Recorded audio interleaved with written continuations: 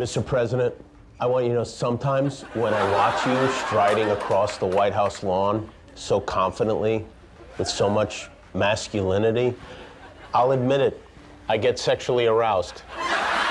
Thank you for breathing life back into my once slumbering penis. That was very well stated, listen. It was Holocaust Remembrance Day, and as you know, 6 million people were at my inauguration. I mean, there were just so many people at my inauguration, but the media refuses to cover it. It's so unfair.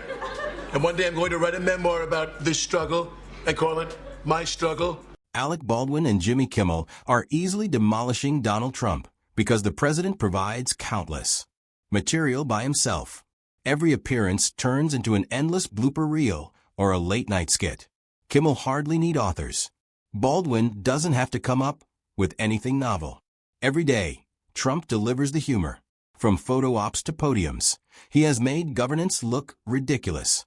A performance so wildly inflated that even the Marx Brothers would have rejected it as unrealistic. Of Republicans are siding with Democrats to force it. They want to see it all. They want to know who Jeffrey Epstein's friends are, which I have to say, I know who one of them is. He looks like this. The guy, that husky one in the pink tie on the... Yes, that is a man Jeffrey Epstein described as his... A serious private conversation between 3 friends plus 50 reporters with cameras. I'm proud to welcome Kanye West, Yeezus, Yandi, Yadam, Yosain, an amazing guy. Thank you for coming, Kanye. Yeah, that's right. I flew here using the power of this hat. This roasting duo's skill lies in the fact that they don't even need to make an effort. Trump has changed the president's position from commander-in-chief to chief of staff. Every speech turns into a treasure trove of errors. Every photo opportunity turns into a source of memes. Additionally, every choice is like setting up a joke with a breakdown of fundamental dignity as the punchline. Dissecting Trump's most recent gaffes like a chef cutting into an overwritten fruit, messy, sloppy, and full of seeds no one wanted. Kimmel feeds on the ridiculousness. In the meantime, Baldwin continues to appear to remind everyone that since the man is already a live caricature, no impression is necessary. It's impossible. You can't turn him off. He won't power down. He's like Ultron. He just keeps going. Every day, it's something crazier than the next. I made a list. This is all in the last 2 months. I made you a quick list. I will run through it. He paved over the Rose Garden. He's building a golden ballroom at the White House. He's planning a UFC fight at the White House. He cut off Kamala Harris's Secret Service protection. He named himself host of the Kennedy Center honors. The way comedy fits in with Trump's leadership is almost unfair. It took astute parody, incisive sarcasm, and possibly even research to discover the ideal angle for other presidents. It seems as though Trump chose to follow the screenplay of a parody film that was left on the Resolute desk.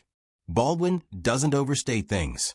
It serves to highlight truth and ensure that people understand it's not a deepfake. A fantastic relationship with Mexico, okay? I have personally met with the Mexican president. I forget his name. I think it was something like Mr. Guacamole. I'm sorry, excuse me, Senor Guacamole.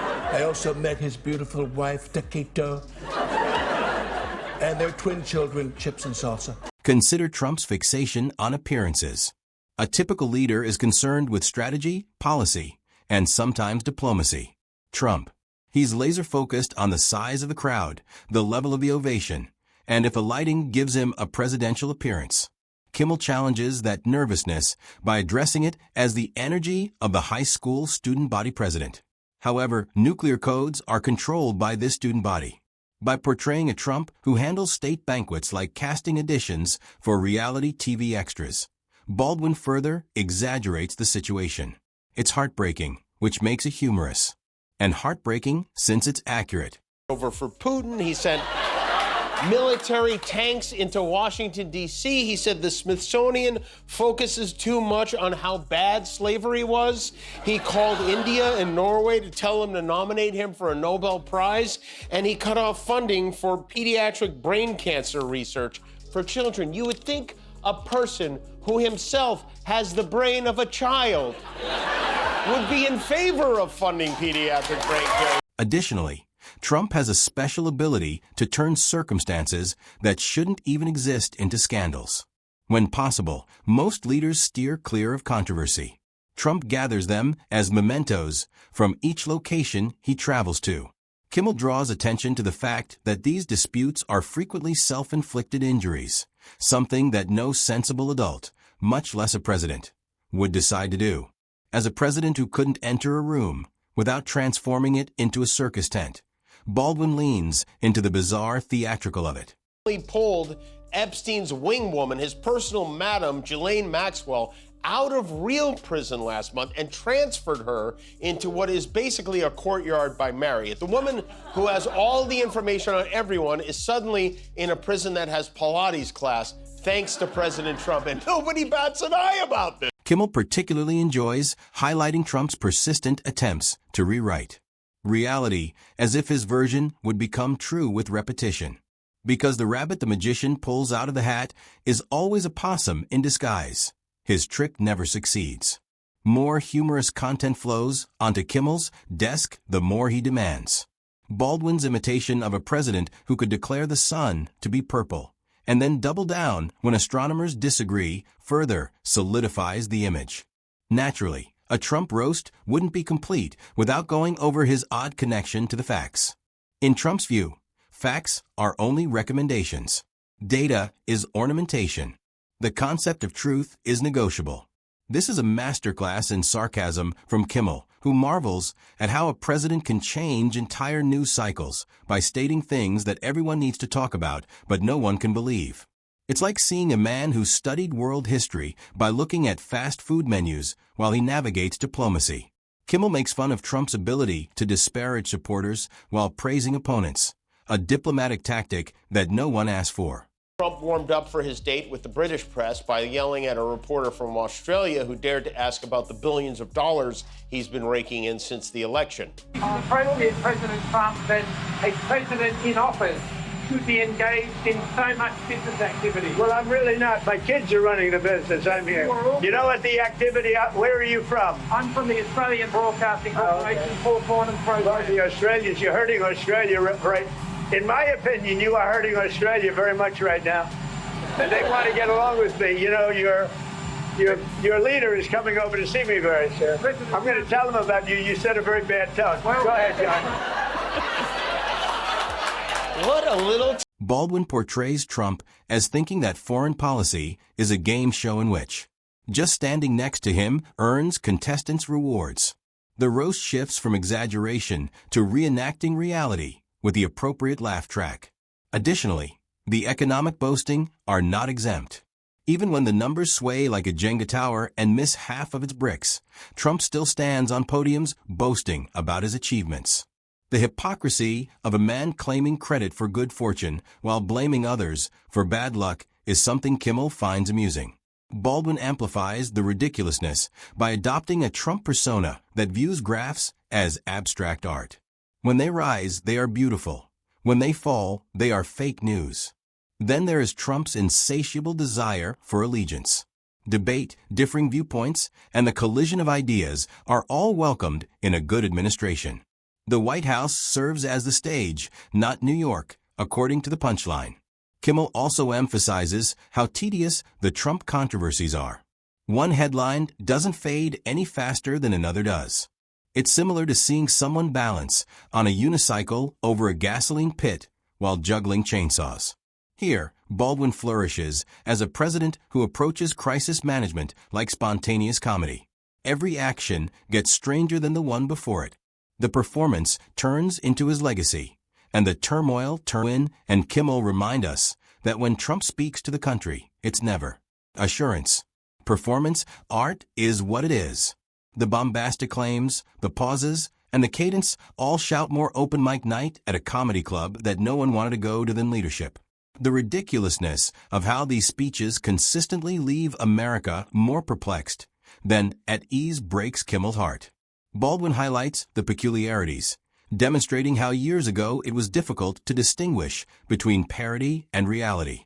Additionally, Trump is adamant about portraying himself as a victim of conspiracy theories. Both comedians take advantage of the irony that a man in the most powerful position on the planet is complaining like a video game-addled teenager. It stings because of Kimmel's incisiveness, which highlights the ridiculousness of perpetual self-pity from the most fortunate position in the world. Baldwin transforms it into a physical comedy in which an adult child pouts while donning the jewels of world authority. It's more vaudeville and less governance, but the audience is the whole nation. Just yesterday, there's this video of what seemed to be garbage bags being thrown out of the window of the Lincoln bedroom. That's the White House. The official response from the White House said it was maintenance work being done while Trump was off on one of his many golf weekends. But Trump is even contradicting his own White House now. There's a video that is circulating online now of the White House where a window is open to the residence upstairs and somebody is throwing a big bag out the window. Have you seen this? No, that's probably a... Even though it has lessened, Trump's addiction to Twitter is still a gift. Kimmel explains how each late-night tirade exposes shocking carelessness in addition to insecurity. Baldwin loves on making fun of a president who is engaged in a heated argument in a group chat while glued to his phone. A man with nuclear codes can't resist subtweeting celebrities at 3 a.m. The punchline writes itself. What about the assurances? The roast gains its sharpest edge at that point. Trump famously threw out a lengthy, glittering parade of promises like party treats, and Jimmy Kimmel zared in on it. Every one of them had a tremendous flourish with it, as if he were distributing the keys to a prosperous future. However, similar to the confetti that is swept away after a parade, they disappeared nearly as fast as they came. Every single one of the following failed to materialize: debt reduction, health care revolutions, infrastructure marvels, and walls that were meant to rise like monuments. In his spoof, Trump is shown strutting across the stage while erecting fictitious castles in the sky and opulent palaces of policy that never come to pass. Then, at the ideal moment for comedy, Baldwin shows him requesting rent for these imaginary structures, as if Americans ought to honor pledges that are merely part of political campaign rhetoric. Since the exaggeration reflects reality, it succeeds. Trump frequently pretended that reiterating a promise made it true, when, in reality, it vanished as he came into contact with the duties of government. Some of the Epstein and Maxwell victims held a press conference on the steps of the Capitol to demand the release of the files and to announce that they are making their own list of men who assaulted them to release. You know, they were scared, and they're so scared to release the names, but now they have an unlikely ally from inside MAGA. I also encouraged him already this morning that he should have these women in the Oval Office. They deserve to be there. You spoke to him? Yes, I did. And I told him I'd be happy to set that up, arranging with their attorney by sharing his phone number. What was his reaction about? I haven't got an answer back. I'm sure he'll get back to you on that very, very soon. Is she that out of